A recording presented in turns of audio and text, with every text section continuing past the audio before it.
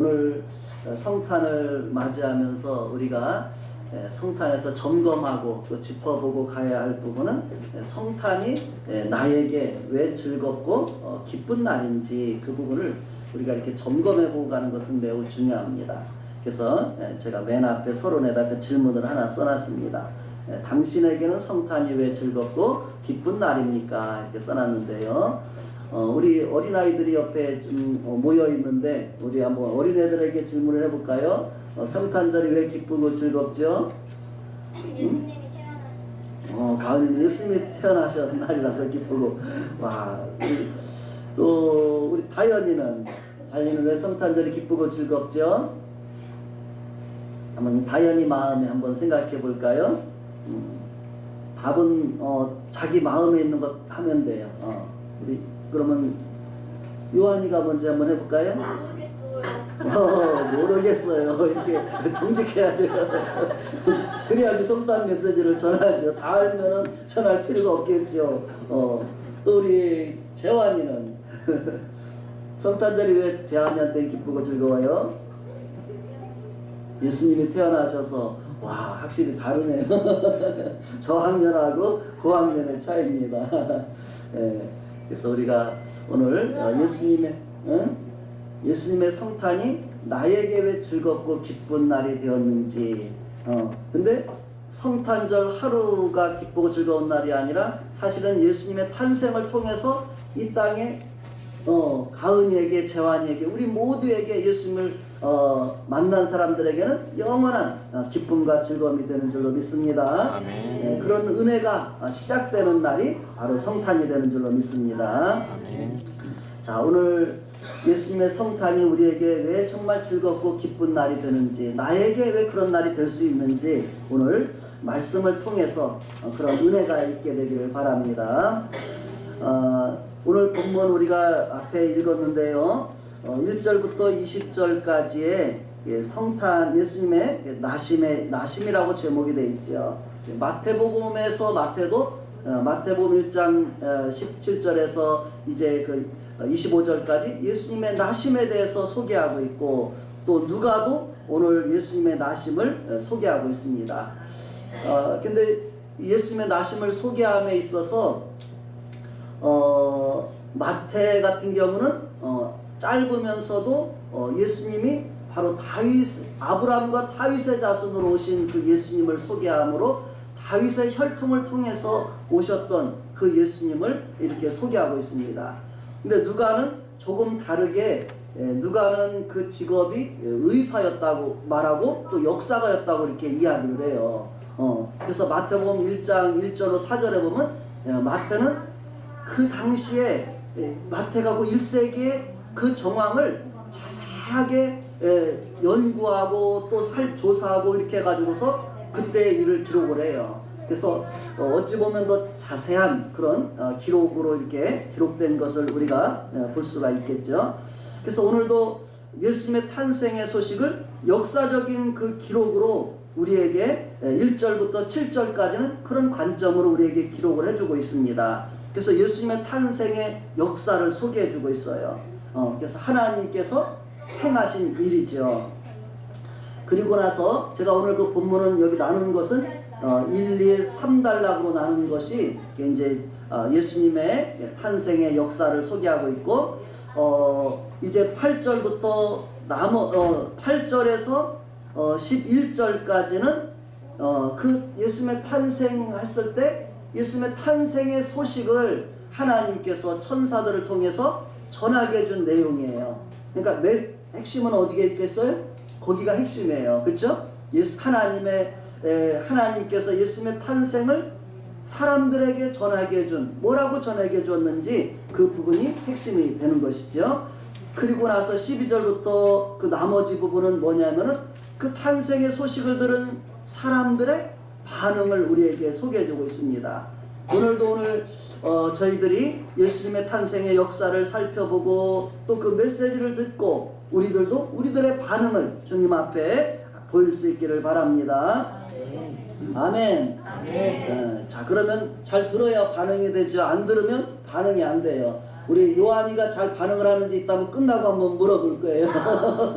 잘 모른다고 했으니까 이제 잘 아는지를 한번 볼 거고 또 다현이한테도 물어볼 거고 알았죠? 이따 우리 답할 준비해야 돼요. 송요한 우리 우다현 알았죠? 그래서 우리 두 친구의 답을 들어보면 성탄 메시지를 잘 들었는지 제가 잘 알 수 있도록 전했는지 우리가 볼 수 있을 것입니다. 자, 잘 들어줘야지 좋겠죠. 요한이가 또 다현이가 잘 답할 수 있기를 바라면서 오늘 본문을 살펴보겠습니다. 먼저 성탄의 그 예수님의 탄생했을 때 그 시대적인 배경, 또 예수님의 탄생의 그 이야기를 한번 같이 보겠습니다. 1절부터 3절까지. 자, 우리 1절부터 3절까지 한번 다 함께 한번 읽겠습니다. 1절 시작.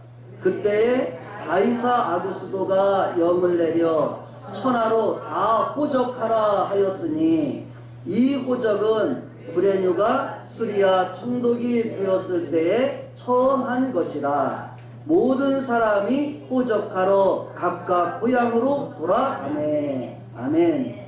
예. 예수님의 탄생했을 때 그 역사적인 배경, 시대적인 배경을 먼저 1절로 3절에 소개하고 있는데, 예수님의 탄생했을 때 어떤 일이 있었는가? 이 세상에는 가이사 아구스도가 영을 내려서 천하로 다 호적하라 이런 명령이 내려진 시기라고 이야기합니다. 가이사 아구스도가 누군지를 알아야 되겠죠, 그렇죠? 그럼 가이사 아구스도가 누구냐 하면은 가이사 아구스도는 예수님의 탄생 전에 그때를 BC라고 이렇게 말해줬죠. BC. 예수님의 탄생 이후를 AD라고 말해요. 우리 영현이한테 한번 질문해 볼까? BC가 무슨 약자라고 알고 있어요? BC. 그 옆에 있는 현진이한테도 질문할 게 하나 있어요. BC가 무슨 약자일까요?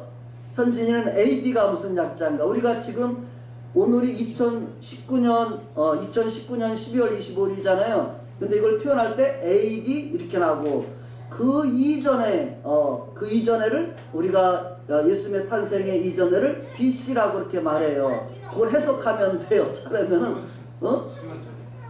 기원전. 한글로는 기원전이 맞아요. 근데 BC가 예수 그리스도의 탄생 이전 영어로 하면 돼요. 그리스도 이전 하면 돼요. 그게 이전이 뭐예요? before. 맞았어요. before. 예수를 뭐라고 말해요? 영어로 그리스도. 그리스도. 그래서 영어로 이제 크라이스트 이렇게 말하잖아요. 그렇죠? 그래서 그 약자예요. before 뭐라고요? 크라이스트. 그게 BC의 약자예요. 예수님의 탄생 이전. 그러면 예수님의 탄생 이후를 뭐라고 말하냐면 AD 이렇게 말했어요. 세상의 모든 역사가들이 이것을 나눈 거예요. 예수님의 탄생을 기점으로 나눴다는 게 참 저도 신기했어요. 자, AD는 무슨 약자라고요? 아노 도미니. 찾아봤구나. 금방 휴대폰으로. 야, 확실히 젊은 사람들은 빨라요. 이게 모르면 금방 찾아요. 우리 어른들은 이게 찾으려도 어디서 찾아야 되는지도 몰라요. 그래서 젊은 애들한테 자꾸 물어요. 그러면 아이들이 잘 가르쳐 줄 거예요. 자, 아노 도미니의 뜻은 뭘까요? 응? 아노 도미니. 그게 무슨 뜻일까? 뜻은 안 찾아봤어요? 우리 뜻은 아노 도미니 하면 우리 요한이가 영어과인가요? 응? 영어까지요. 그러면 우리 형아는 잘할 것 같아.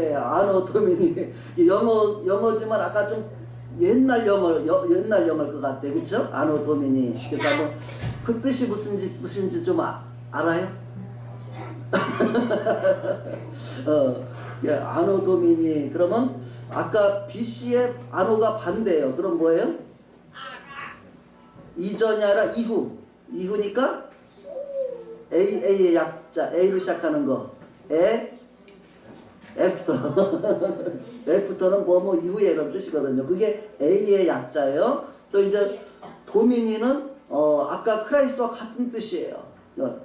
주님을 갖다가 도민이라고 이렇게 표현했대요. 그러니까 옛날에 고대어라고 볼 수가 있겠죠. 그래서 아노 도미니는 애프터 뭐 크라이스트 해도 되고 아니면 도미니가 주님이라는 뜻이니까 로드 해도 이렇게 될 것 같아요. 그래서 주님 이전과 주후 이렇게 해서 우리가 주후 2019년이라고 발라요. 달력에 예전에는 주후라고 썼던 것 같기도 하고 제가 어릴 때 이렇게 봤을 때 주후 몇 년 뭐 이렇게 표현해요.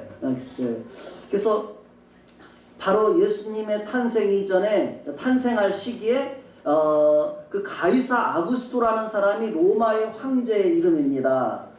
가이사 아구스토가 누구라고요? 우리 누가 잘 들었나? 요한이가 들었어요? 아니요. 가이사 아구스토가 누구라고요? 예수님 탄생했을 때 그 지역을 통치했던 황제 이름이에요. 로마의 황제 이름입니다. 근데 로마 황제가 이스라엘을 통치했나? 맞아요.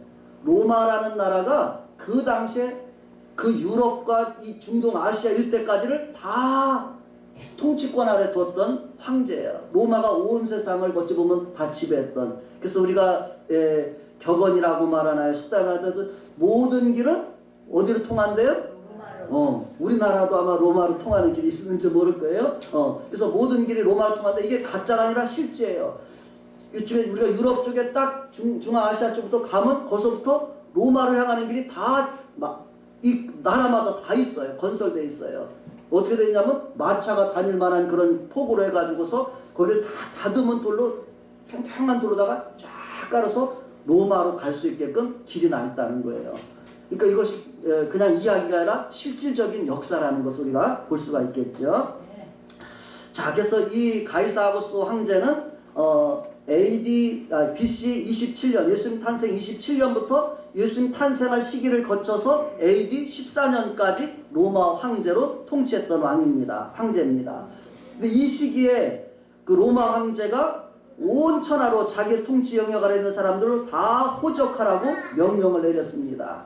그래서 로마 황제는 14년을 주기로 이렇게 호적 명령을 내려서 사람들의 인두세를 받기 위해 등록 명령을 이렇게 인구 등록 명령을 내렸다고 합니다.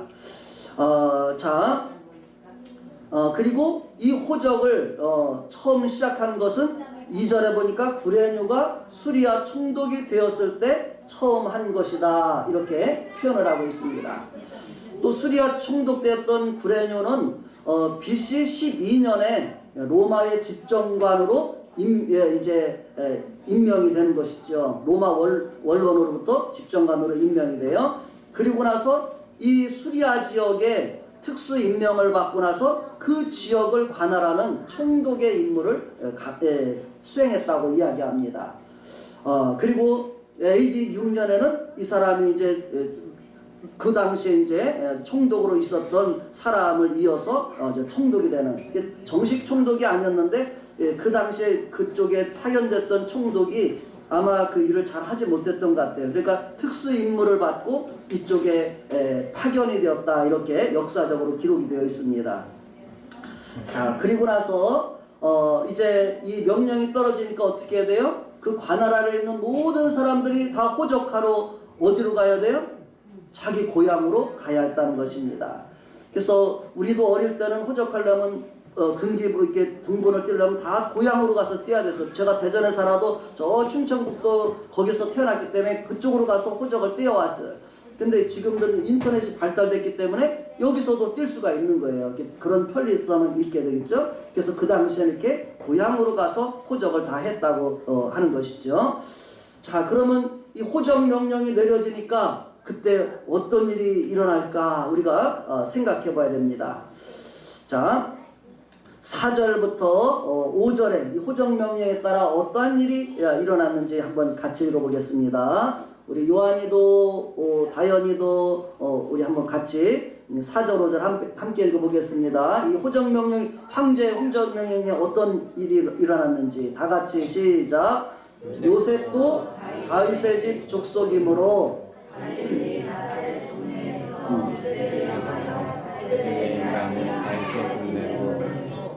그 약혼한 마리아와 함께 호적하러 올라가니 마리아가 이미 잉태하였더라. 아멘. 예, 요셉과 마리아가 어디로 호적하러 갔어요? 그들의 고향이 어디였어요? 베들레헴. 베들레헴으로 갔다고 이렇게 말하죠. 유대 땅을 향해서 베들레헴이라는 동네로 호적하러 갔다 이렇게 이야기합니다. 마리아와 요셉이 살던 나사렛 동네에서 살고 있었는데 거기서 이 베들레헴까지는 거리가 약 150km 정도 된다고 이렇게 이야기를 해요. 그러면 서울에서 대전까지가 한 152km가 150km 그 정도 되더라고. 이렇게 고속도로 타고 차 가져가다 보면 그렇게 써 있어요. 몇 킬로미터인데, 그러니까 서울에서 대전 정도 오는 그런 거리가 그들이 살던 나사렛 동네에서 바로 이 베들레헴이라는 동네예요. 그러니까 서울에서 이 대전 정도의 거리까지를 어떻게 갔겠어요? 그 당시에 걸어서. 우리 재환아, 그 당시에 2000년 전이니까 그 당시에 그 나사렛에서 베들레헴까지 뭐 타고 갔을까? 어떻게 갔을까? 응? 2000년 전에 교통수단이 무엇일 것 같아요? 응? 뭘 타고 갔을까? 가은이는? 말? 말을 타고 그럴 수도 있죠. 근데 이스라엘에서 가면은 말은 많이 없었던 것 같아요. 물론 있죠. 근데 군말 아니다 있겠죠. 근데 말이 많지는 않았어요. 또 말을 많이 두지 못하겠던 것 같아요. 구약 성경에 말을 많이 전쟁을 하지 않게 하기 위해서 이스라엘에 많이 있었던 그 당시 교통수단이 뭐냐면 우리가 잘 아는 나귀라고 하는 게 있어요. 나귀, 그렇죠? 나귀를 타고서 아마 이동을 했을 것이다 이렇게 추정하죠. 그래서 그 당시에인데 마리아가 벌써 잉태했다 그랬어요. 벌써 아기를 가져서 배가 많이 불렀다는 거예요. 그렇기 때문에 아마 요셉이라는 사람이 그림을 생각해 보면 그 마리아를 나귀에 태우고서 잘 붙잡고서 이 먼 길을 이동을 해서 마침내 베들레헴이라는 고향까지 이렇게 오게 된 것입니다. 그래서 그 베들레헴은 요셉의 고향이기도 하지만 그들의 조상이었던 다윗의 고향이었던 거예요. 그래서 하나님께서 약속하신 대로 아브라함과 다윗에게 그 자손 가운데서 하나님이 인류를 구원할 메시아 그리스도 구원자를 보내주시겠다 이렇게 약속한 건데 드디어 이 베들레헴까지 왔어요. 무슨 일이 일어날까? 한번 우리가 한번 생각해 보겠습니다. 자, 세 번째 단락으로 넘어가겠습니다. 자, 거기에서 무슨 일이 있을까요? 요셉과 마리아가 특히 이렇게 이제 아기를 잉태하게 됐는데 6절과 7절 한번 같이 읽겠습니다. 6절 7절 시작. 거기 있을 그때 해산할 날이 차서 첫 아들을 낳아 강보로 싸서 구유에 누였으니 이는 여관에 있을 곳이 없음이러라. 아멘. 그 베들레헴에 도착했는데 벌써 이제 막 아기를 낳을 그런 시기가 됐다는 거예요. 해산할 날이 찼다. 그리고 나서 그 아기를 낳아서 아기를 이제 눕혀야 되는데 여관에 이제 그 나사렛에서 먼 길을 여행해서 이제 지금 사는 곳은 나사렛이잖아요. 그래서 이 고향 땅에 왔지만 거기에 집이 없는 거예요. 그래서 여관에 이렇게 머물렀는데 여관에 다 빈 방이 없어가지고서 어디에다가 그 아기 예수님을 눕혔대요? 어디에다 누웠대요? 우리 요한이가 한번 대답해볼까? 어디다 누웠대요 예수님을? 응? 여기 한번 읽어봐. 어디에다 누웠어요? 우리 7절 한번 우리 주부하고 초등부만 다 같이 시작. 이는 여관에 있을 곳이 없습니다. 어디에다가 아기 예수님을 누웠대요? 구유에 누웠대요. 구유가 뭔지는 우리 초등부는 조금 모를 수도 있으니까 우리 이제는 이제 고등부로 넘어오겠습니다. 고등부는 구유가 뭔지 알까요 혹시? 구유. 두유는 아니 우리 유치부는 초등부는 두유는 알아요. 두유는 알았는데 우리 구유는 잘 모를 것 같아. 맛있는 두유까지는 알았는데 구유는 뭘까요? 구유가 뭘까? 응? 뭐?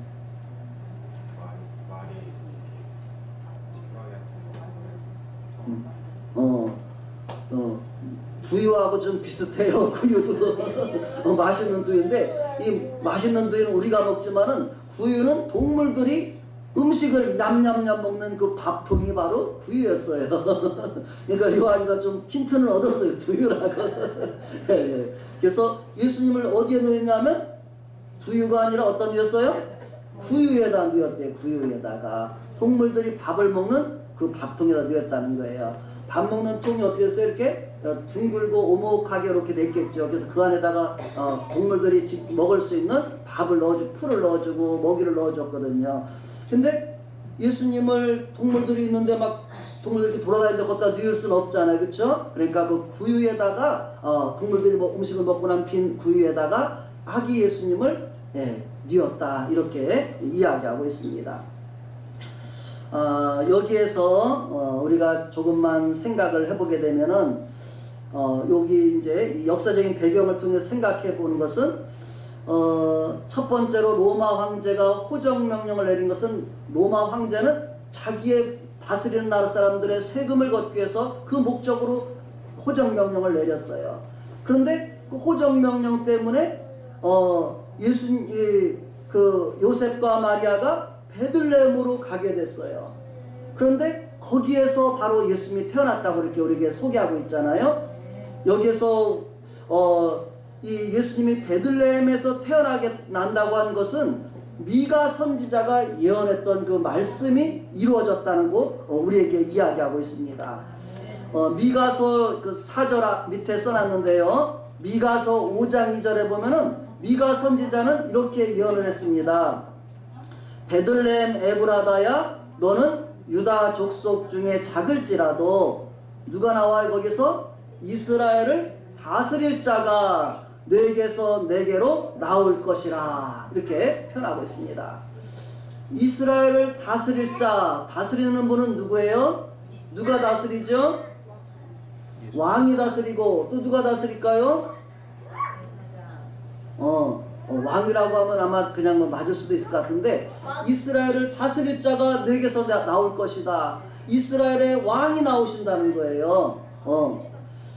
그런데 우리가 좀 잘 알아야 될 것은 이스라엘의 왕이 난다고 했을 때 그 왕은 이미 예수님이 태어날 때 왕이 있었어. 이스라엘 땅에 어떤 왕이 있었냐면은 로마가 이스라엘 땅에 세워졌던 왕이 이스라엘을 다스리라고 세워진 왕이 있었는데 그 왕이 헤로드 왕이에요. 그래서 마태복음 2장에 보면 예수님이 헤로드 왕 때 태어났다고 이렇게 표현하거든요. 그런데 왕이 나온다라니까 헤로드 왕은 막 긴장을 하는 거예요. 내가 왕인데 또 왕이 나오면 다른 왕이 나오면 어떻게 돼요? 그 왕은 죽임을 당하든지 쫓겨나든지 하잖아요. 그러니까 그 예수님을 태어나자마자 그 예수님이라고 그 태어난 아기가 왕이 된다니까 그때 태어난 아기들을 막 다 죽이려고 하는 이런 일도 이렇게 이렇거든요. 헤로드 왕은. 그렇죠? 그래서 그런데 예수님은 사실은 이 세상 사람들이 다스리는 그런 왕이 아니었어요. 어떤 왕으로 오셨냐면 요한복음에 보면은 그때 본디오 빌라도에게 그렇게 이야기를 해요. 본디오 빌라도가 예수님에게 뭐라고 하냐면 네가 정말 왕이냐 이렇게 물어봐요. 그러니까 네 말과 같이 내가 왕이니라 이렇게 예수님 대답해요. 그런데 내 나라는 이 세상에 속한 것이 아니라 이렇게 말해요. 예수님이 다스린 나라는 이 세상에 속한 것이 아니라 해서 예수님은 바로 진리를 위해서 오셨다라고 이렇게 표현하고 있습니다. 진리의 왕이라고 예수님은 표현하는 거예요. 이 세상을 와서 우리를 다스릴 왕이시지만은 진리로 우리를 다스리시는 하나님의 말씀을 따라 다스려 주실 우리의 왕으로 오셨다고 이렇게 이야기하는 것입니다. 그래서 이 베들레헴의 예수님께서 바로 우리의 왕으로 우리를 다스려서 오실 분이 나실 것이라 이렇게 예언됐는데 그 호정 명령을 통해서 이 베들레헴으로 마리아와 요셉이 가게 됐고 거기에서 낳게 되므로 이 예언의 말씀이 이루어졌어요? 안 이루어졌어요? 이루어졌다는 것이죠. 그래서 우리가 여기서 배우는 것이 있어요. 이 말씀에서 배우는 것은 첫째로 이 세상의 통치자들도 하나님과 무관한 것이 아니라 다 하나님이 쓰신다는 거예요. 지금 우리나라 문재인 대통령 조금 백성들이 지금 많이 이렇게 조금 힘들어하고 어려워하고 그런 부분이 있어요. 그렇지만 쓴다는 거예요. 하나님이 뭔가 우리에게 주는 여기서 하나님이 우리에게 하시고자 하는 일이 있다는 걸 우리가 생각해 봐야 돼요. 그리고 또 모든 이 세상의 통치자들 왕들을 하나님이 쓰신다고 이렇게 표현한 것이 어디에 있냐면 디모데전서 2장 1절로 4절에 그 말씀이 있어요. 하나님의 그들은 사역자들이다. 하나님의 일꾼이다. 하나님의 사자다. 그렇게 표현하고 있습니다. 그래서 사실은 그 사람들도 어떻게 해야 돼요? 하나님을 알아야지만 하나님의 뜻을 바르게 이루어갈 수 있는 그런 사람이 되겠죠. 그래서 어쨌든 하나님과 무관한 것이 아니라 이 세상의 모든 일은 다 하나님의 그 섭리 아래 있다는 것을 우리에게 보여주고 있고요. 또 하나님이 선자를 통해서 하신 모든 말씀들은 어떻게 돼요? 다 이루어진다는 것입니다. 그래서 우리가 성경 말씀이 하나님 말씀인데 왜 우리가 성경 말씀을 읽고 성경 말씀을 알아야 되는가? 왜냐하면 이 말씀이 하나님의 말씀인데 이 말씀은 다 이루어지게 된다는 거예요. 그래서 마태복음 5장 18절에서는 이렇게 표현하겠어요. 천지는 없어질지라도 내 말은 1.1획도 없어지지 아니하고 다 이루리라 이렇게 말씀하고 있어요. 이 하나님 말씀이 다 하면 이 세상이 누구의 뜻대로 이루어지는 거예요? 누구의 말씀대로 이루어지는 거예요? 하나님의 말씀대로 하나님 뜻대로 이루어지기 때문에 우리가 이 세상을 잘 대비하고 알아가려면 뭘 알아야 될까요? 하나님 말씀을 성경을 우리가 잘 알아야 돼요. 그래서 우리가 내년도 2020년도를 기도하면서 가장 하나님 앞에 우리가 무엇을 우리 교회 성도님들이 함께 알고 나가면 좋을까 기도하는 가운데 하나님의 말씀을 우리가 더 많이 읽고 또 더 많이 이렇게 알아가면 좋겠다 이런 마음을 하나님 주셔서 우리가 내년도에는 하나님의 말씀을 성경을 더 많이 알아가고 읽어가고 배워가는 그런 시간이 그런 해가 되면 좋겠습니다. 아멘. 그렇다면 우리는 이 세상을 통치하시는 하나님의 그 일에 함께 따라갈 수 있고 그 일에 쓰임받는 주인공이 되는 거예요.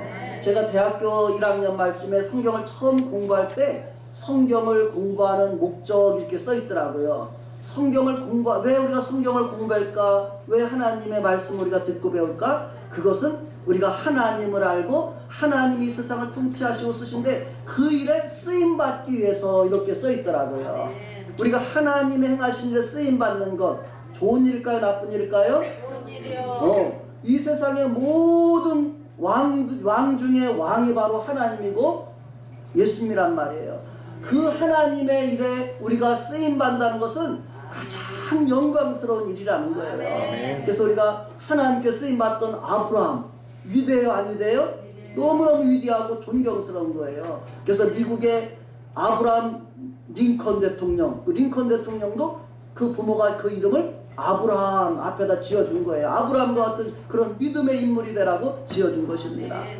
또 우리가 이처럼 하나님의 쓰임받는다는 것은 이 땅에서 끝나는 것이 아니라 이 땅에서 잠시 육체를 가지고 있을 때 쓰임받고 또 하나님이 통치하신 예비하신 영원한 나라 그 나라에 가서 하나님과 함께 영광을 누리게 된다는 거예요. 아멘. 그래서 하나님께 쓰임받는다는 것이 막 너무너무 막 사모하는 마음이 되고 즐거운 마음이 돼야 돼요. 이런 마음이 있을 때 우리가 성경을 막 읽고 배우게 되는 거예요. 그렇지 않으면은 성경 공부 잘하면 아이 재미없어. 나 바깥에 가 다른 일 해야 돼. 막 이렇게 하면서 우리가 성경 말씀 배우는 것을 소홀히 할 수가 있게 되겠죠. 그런 사람들은 어찌 보면은 지혜로운 것 같지만은 시간이 지나다 보면 그 사람들은 방황하는 사람이 돼요. 갈 곳이 없는 사람이 노숙자가 돼요. 큰일 나요. 그렇기 때문에 우리가 하나님 앞에서 하나님 말씀을 잘 읽고 배우면서 하나님의 일에 하나님의 뜻에 따라서 살고 쓰임받는 그런 우리가 되면 좋겠습니다. 자, 이제 예수님께서 또 그 구유에 집에서도 태어나지 못하고 방에서도 태어나지 못하고 저 바깥에 동물들이 사는 그 장소에서 추운 곳에서 가장 어찌 보면 무시받는 그런 곳에서 예수님이 태어나셨는데 왜 예수님이 그런 곳에 태어나셨을까? 하나님의 즉 높으신 하나님의 아들이신데 얼마나 귀하신 분인데 왜 그렇게 이 땅에 낮고 낮은 곳에 오셨을까? 그 이유에 대해서 우리에게 두 가지로 성경은 가르쳐주고 있는데요. 먼저 빌립보서 2장 5절부터 11절까지 보고 고린도서 8장 9절 말씀 두 말씀 보면서 예수님이 왜 이렇게 낮은 동물들이 사는 곳에 우리에 나셨을까? 그것을 우리가 생각해 보시기 바랍니다. 첫째로 먼저 빌립보서 먼저 보겠습니다. 빌립보서 2장 5절로 11절 우리 이 부분에 대해서는 우리 학생들과 청년들이 한번 빌립보서 좀 길으니까 읽어줄게. 우리 요한이하고 다인이가 잘 보고 있구나. 우리 재환이하고 가은이는 다 알아서 안 봐도 되나? 같이 봐야지, 그치? 자, 같이 한번 보겠습니다. 우리 학생하고 청년분들이 한번 큰 소리로 읽어주겠습니다. 시작. 너희 안에 이 마음을 품으라. 곧 그리스도 예수의 마음이 그는 근본 하나님의 본체시나 하나님과 동등한 자기를 비워 종의 형체를 가지사 사람들과 같이 되셨고 사람의 모양으로 나타나사 자기를 낮추시고 죽기까지 복종하셨으니 곧 십자가에 죽으시니라. 이러므로 하나님이 그를 지극히 높여 모든 이들에게 뛰어난 이름을 주사 하늘에 있는 자들과 땅에 있는 자들과 땅 아래에 있는 자들로 모든 누구를 예수의 이름을 부르게 하시고 모든 입으로 예수 그리스도를 주라 시인하여 하나님 아버지께 영광을 돌리게 하셨느니라. 아멘. 예수님은 근본 하나님의 본체시래요. 예수님이 누구라고요? 하나님과 같은 분이라는 거예요. 하나님과 똑같은 분이에요. 그래서 성부, 성자, 성령 하나님이라고 했잖아요. 그래서 하나님은 참 특이하신 분이에요. 우리는 혼자지만 하나님은 성부, 성자, 성령 하나님이 함께 한 하나님이라고 부르는 거예요. 근데 이스라엘 백성들이 오해한 것이 하나님은 한 분이시니 그러니까 성부 하나님만 생각한 거예요. 성자 하나님, 성령 하나님을 그들이 잘 몰랐던 거예요. 그래서 예수님을 배척했어요. 그러나 이제 마지막 때가 되면 아들 예수님을 그들이 모실 것이고 성령께서 그들에게 이제 깨닫는 마음을 주셔. 지금은 그들이 깨닫는 마음이 없다 그랬어요. 깨닫는 마음을 주셔서 이제 예수님을 믿게 될 것입니다. 자, 그래서 그렇게 하나님의 본체신데 자기 자신을 낮추어서 사람의 모양으로 오셨고 사람들보다도 더 낮은 종의 모습으로 오셨다. 이렇게 표현하고 있습니다. 그렇죠? 그리고 마침내 십자가에 자신을 내어주기까지 그렇게 자신을 낮추신 분이에요. 그럼 이렇게 낮아져 오신 예수님을 통해서 하나님 우리에게 주신 은혜가 있을 거 아니겠어요? 어떤 은혜를 주시려고 이렇게 예수님이 낮아져서 이 땅에 보내셨을까? 고린도서 8장 9절을 보겠습니다. 자, 고린도서 8장 9절은 다 함께 한번 읽어보겠습니다. 우리 유치부부터 모든 어르신들까지 고린도서 8장 9절 예수님이 왜 이렇게 낮은 곳에 오셨을까? 다 같이 시작. 우리 주 예수 그리스도의 은혜를 너희가 알거니와 부유하심이로써 너희를 위하여 가난하게 되심은 그의 가난함으로 말미암아 너희를 부유하게 하려 하심이라. 아멘. 예수님의 은혜는 예수님 이렇게 이 땅에 낮고 낮은 곳에 가난하게 오신 것은 우리를 부유하게 하기 위해서 오셨다는 거예요. 우리가 가난해요, 부자예요? 예수님을 모시지 않으면 우리는 우리 아버지가 없기 때문에 하늘 아버지가 없기 때문에 부자가 결코 될 수가 없어요. 하늘 아버지가 있어야만 우리는 부자가 될 수가 있는 거예요. 그래서 하늘 아버지를 아담과 하와가 죄를 짓고 나서 쫓겨나게 됐어요. 아버지 앞에 갈래야 죄 때문에 나갈 수가 없고 길이 막혔어요. 바로 하나님 아버지를 떠나 하나님 아버지 앞에서는 우리에게 하나님은 부유하신 분이거든요. 그렇죠? 그래서 거기서는 우리가 부족함이 없게 살았어. 근데 하나님 아버지 떠나니까 어떻게 돼요? 에덴 동산 쫓겨나자마자 뭘 먹고 살아, 뭘 마셔, 막 먹고 마시고 어디서 잠을 자. 우리가 오늘날 인간의 가장 모든 온 세상의 고통 똑같이 짐을 지고 있는 것이 뭐냐면은 의식주예요. 의식주. 그렇죠? 뭘 먹어야 될까? 뭘 마셔야 되지? 어떻게 자야 되지? 이런 거 이것이 항상 모든 나라에 있거든요. 근데 이것 때문에 지금도 고통받는 것이 지구의 인구의 3분의 1 정도 이상이 고통을 받고 있다는 거예요. 지금도 뭘 먹어야 될지, 뭘 입어야 될지, 어떻게 자야 될지 지금도 막 떠드는 사람도 많더라잖아요. 나라가 없이 막 떠들고 집도 없이 떠드는 사람이 너무나 배고프고 막 굶주린 사람들 텔레비전에 나오잖아요. 아프리카 이렇게 가보면 그런 사람 너무너무 많잖아요. 그런데 이처럼 하나님을 떠나서 가난하고 헐벗은 우리 인생들에게 하나님께서는 오셔서 우리에게 의식주의 문제를 다 넉넉하게 해결해 주시기 위해서 오셨다는 거예요. 그래서 예수님을 통해서 우리에게 예수님을 믿으면 의롭다 해주시고 자녀 삼아주시고 하나님 앞에서 하나님의 나라의 백성으로 우리를 삼아주시고, 그래서 하나님을 모시면 우리는 바로 어떻게 되는 거예요? 부유한 사람으로 하나님 앞에 그 세계, 그 은혜에 우리가 참여하게 되는 것입니다. 예수님을 믿는 순간 우리는 더 이상 가난한 자가 아니라 어떻게 돼? 바로 부유한 자가 되는 거예요. 왜냐하면 하나님의 그 모든 은혜를 우리에게 다 주시기 위해서 예수님이 오셨기 때문에.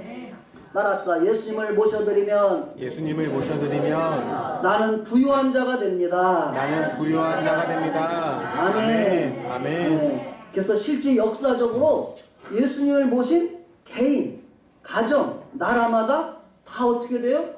부유하게 되는 거예요. 이건 실제로 세상의 역사들을 잘 살펴보고 우리가 주변을 살펴보면 그것을 알 수 있다는 거예요. 예수님을 모시고 나면 우리 삶 속에 하나님이 주시는 부유함들로 자꾸 채워주시는 거예요. 아멘. 그래서 전도할 때 그렇게 말하고 싶기도 해요. 교회의 표시가 뭐예요?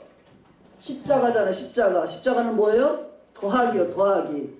예수님 믿으면 계속해서 하나님이 우리에게 은혜를 더해주시는 그런 것이 기독교 종교인 줄로 믿습니다. 그래서 어떤 사람은 예수님 믿으면 에이 그 기독교 그냥 뭐 조상도 모르고 뭐 이렇게 막 이야기하는 분들도 있어요. 그러나 예수님 믿으면 믿을수록 우리의 삶과 가정을 또 이 나라를 하나님이 좋은 것으로 복을 더해주시는 그런 은혜가 넘칠 줄로 믿습니다.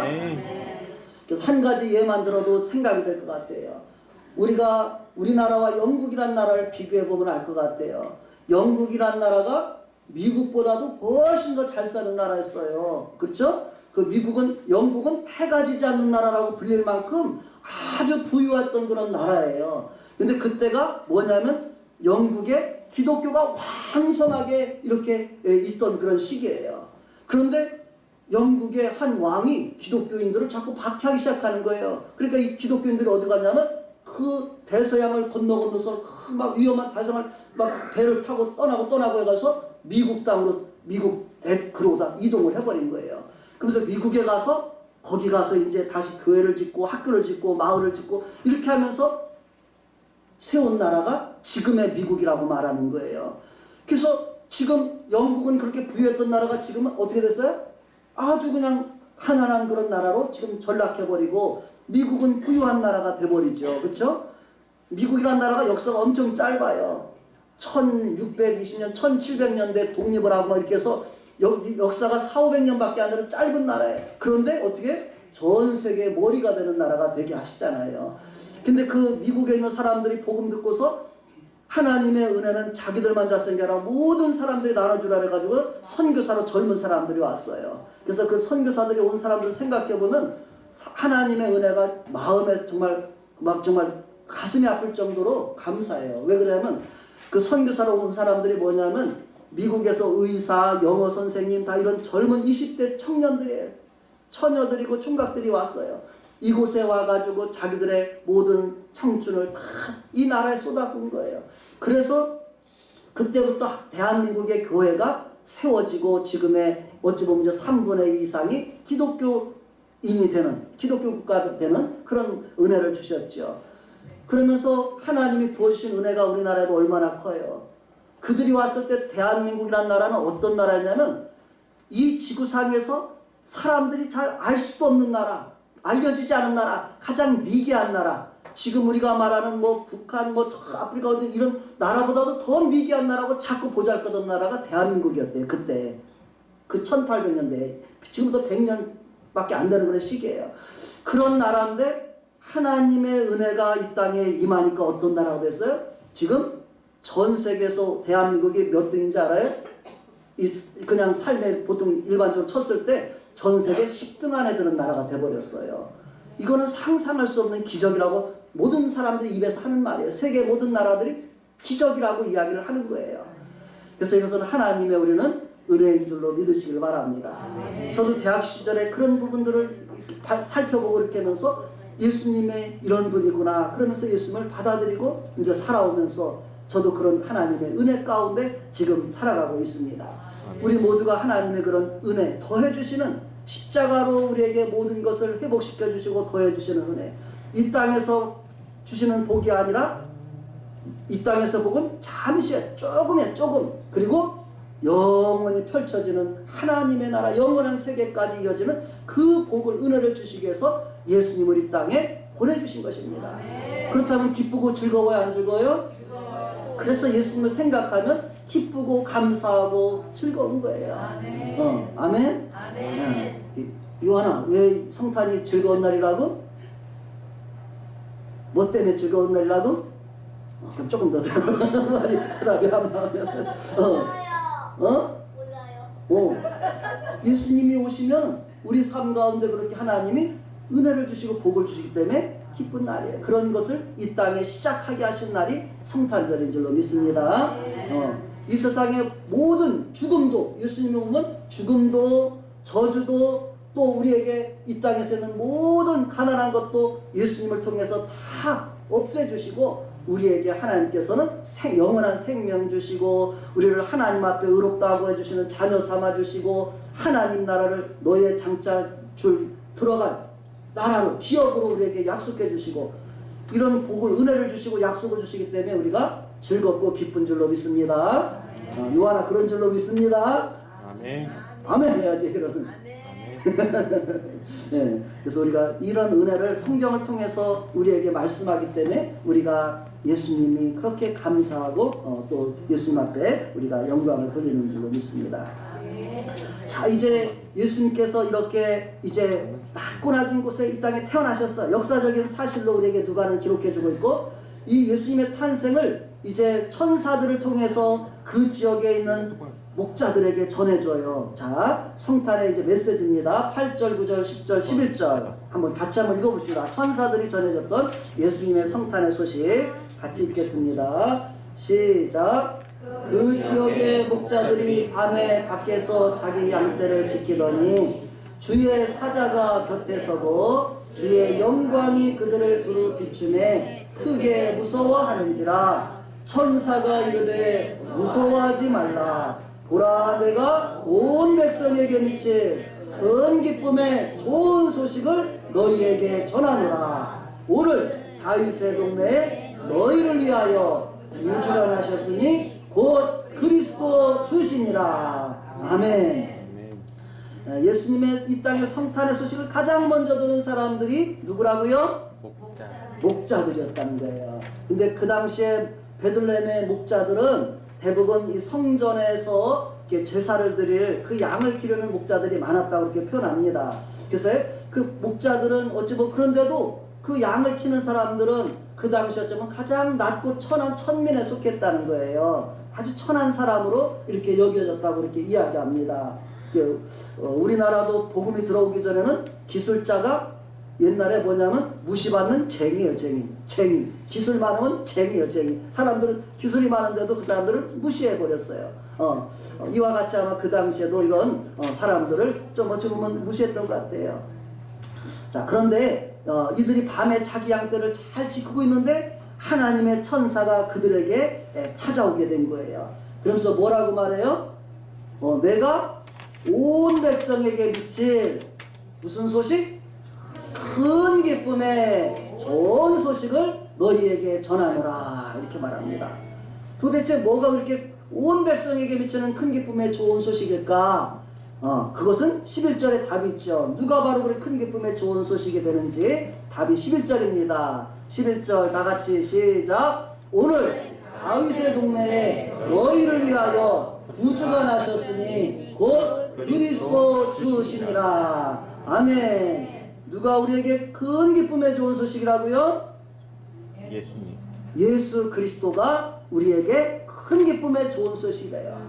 그분은 바로 조금 전에 말씀드린 것처럼 우리를 죄와 죽음과 멸망으로부터 지옥과 우리를 구원할 구주가 되시는 분이라는 거예요. 아멘. 따라합시다. 예수님은 우리를 구원하시는 주님이십니다. 우리를 구원하시는 주님이십니다. 그 구주가 이 땅에 나셨다는 거예요. 아까 같지만 아담과 하와 이후로는 죽음을 피할 사람은 아무도 없어요. 우리가 지금 건강해서 살지만은 죽음이라는 것을 피할 사람이 없단 말이에요. 그런데 예수님을 믿으면 그 죽음에서 우리를 건져주시는 거예요. 영원한 생명을 주시는 거예요. 그래서 예수님을 정말로 모신 사람들은 죽음이 두려운 게 아니에요. 무서운 게 아니에요. 예수님을 정말 모신 사람의 마음에는 어떤 죽음에 대해서 어떻게 반응하냐면 이 죽음이 가까우면 가까울수록 이제 내가 천국에 더 가까이 한 발짝 가까이 가는구나. 이제 내가 이제 숨이 떨어지는 순간 천국으로 내가 들어가는구나. 이런 것 때문에 막 기대를 가지고 살아갈 수 있는 거예요. 그런 꿈을 꿀 수 있는 거예요. 하나님의 약속이 있고 보장이 있기 때문에 그런 거예요. 아멘. 그래서 우리가 예수님을 마음에 모신 사람들은 하나님의 약속대로 예수님 안에서 죽는 사람은 복이 있다. 이제부로는 너희의 일을 수고를 쉬고 이제는 너희들의 행한 일에 따라서 하나님이 보상해 주신다. 이렇게 말씀하고 있기 때문에 죽음도 두려운 것이 아니라 죽음이 가까우기까지 끝까지 주님 앞에 내가 조금 더 수고하고 헌신하며 살아가는 것, 이것이 그리스도인의 모습이었습니다. 바울 사도가 그렇게 살았고 초대교회 성도들이 그런 모습으로 믿음을 지키며 살아갔습니다. 우리에게 그런 부분들을 잘 본받고 따라갈 수 있기를 바랍니다. 자, 그리고 그분은 그리스도 주님이시다 이렇게 표현하고 있죠. 우리가 구원자라고 표현했을 때는 지난주에 우리 말씀 나눴던 거 마태복음 1장 21절에 아들을 낳으리니 이름을 예수라라. 이는 그가 자기 백성을 그들의 죄에서 구원할 자이심이라. 그래서 우리를 죄에서 구원할 구주가 되신다고 말할 수 있고 그분은 그리스도라고 말하고 주님이라고 불려주는 분이라는 거예요. 그래서 우리가 예수님을 주여 하고 잘 부르시죠.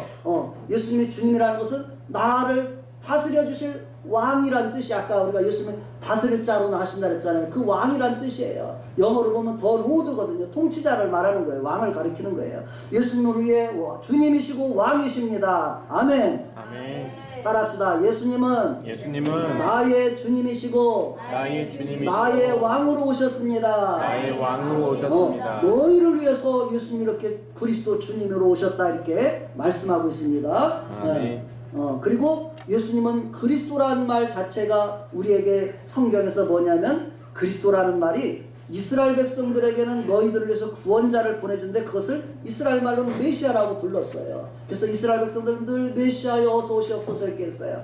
근데 이것이 이제 그리스도라는 말로 바뀐 것은 아까 로마가 통치하면서부터 그 당시 헬라어를 썼거든요. 그때 이 메시아를 헬라 말로 바꿀 때는 크리스토스 이렇게 바꿨기 때문에 예수 그리스도라고 말하는 거예요. 예수님은 바로 그리스도 메시아 우리의 주님이 되신다고 말씀해주고 있습니다. 누가 말씀해줬어요? 하나님이 천사를 통해서 우리에게 전해준 소식이에요. 따라합시다. 예수님은 나를 위하여 오신 구주가 되시고 주님이 되십니다. 나를 영원히 다스려 주실 왕이십니다. 아멘. 네. 이 소식을 목자들이 딱 듣고 나서 가만히 있었던 게 아니에요. 그 다음에 목자들은 뭘 했어요? 12절부터 보세요. 그 목자들이 이 말을 듣고 나서 바로 그들이 이제 반응을 하기 시작해요. 자, 12절, 13절까지 한번 먼저 읽어보겠습니다. 12, 13, 14절을 먼저 읽겠습니다. 시작.